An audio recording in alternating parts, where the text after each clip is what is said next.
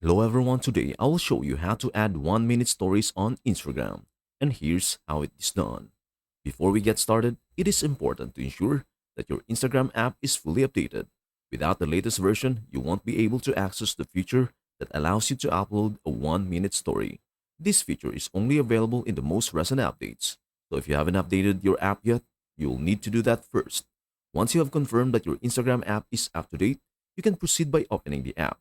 After that, navigate to the Stories section by tapping on your profile story icon, which you will find at the top left corner of your screen. From there, you can begin the process of adding your 1 minute story. After that, the next step is to choose the video you'd like to post to your story. Once you have selected the video, you can verify whether you are able to upload the entire 1 minute video by using Instagram's streaming tool. This tool allows you to adjust the length of the video if needed.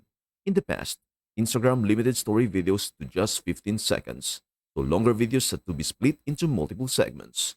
However, with the latest updates, Instagram now lets users post videos that are up to 1 minute long in a single story, making it much easier to share longer clips.